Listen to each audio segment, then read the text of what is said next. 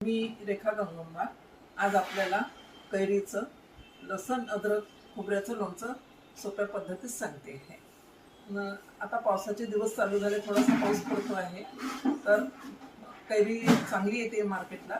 तर तुम्ही लोणच्याची कैरी आणायची, धुवून घ्यायची स्वच्छ आणि मग त्या कोरड्या करून त्याच्या फोडी करायच्या। ज्या मी ह्या अशा केलेल्या आहे, त्यात पाऊण वाटी मीठ घातलेलं आहे, आपल्या कढीच्या वाटीने पाऊण वाटी मीठ घातलेलं आणि अर्धा किलो तेल घेतलेलं आहे, ते गरम करून घेतलं तेल।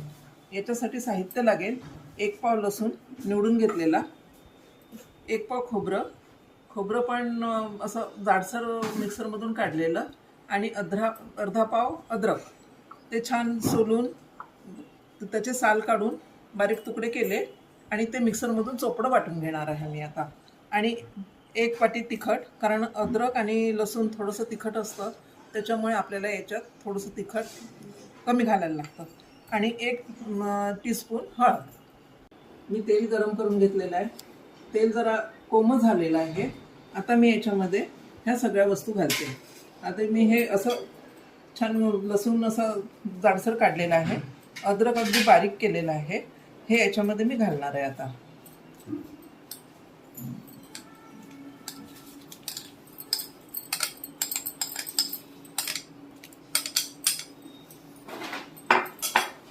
त्यानंतर याच्यामध्ये सगळं खोबरं पण घालते।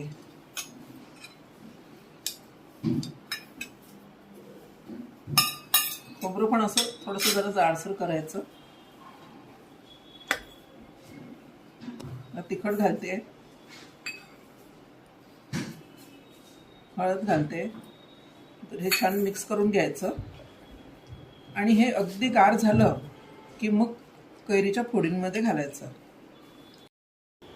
बघा, या मसाल्यांमध्ये आता तेल घातलेलं आहे, गरम करून थंड झालेलं तेल घातलेलं आहे, कोमट तेल। आता मसाला पण थंड झालेला आहे, गार झालेला आहे, मसाल्याचं सारा कलर आलेला आहे। तुम्हाला हवं असल्यास आणखी जास्त तेल घालू शकता, तेल आपल्या पसंतीवर आहे। आणि हे आता सगळं मी त्या कैरीमध्ये मिक्स करते।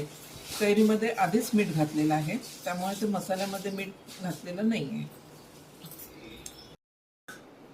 हे बघा, मी मसाला यात कैरीच्या फोड्यांमध्ये घातलेला आहे।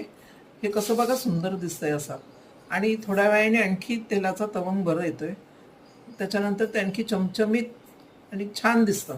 आणि त्यानंतर मी हा थोडासा मसाला काढून ठेवलेला आहे, याच्यामध्ये मीठ आणि लिंबाचा रस घाला, तेव्हाच्या तेव्हाच चटणीसारखं तुम्हाला खायला खूप छान लागेल। ते लोणचं रोज हलवायला लागेल, 2-4 दिवस ते भांड्यामध्येच असू द्या, नंतर ते बरणीमध्ये भरून ठेवा, ते 12ही महिने टिकतं।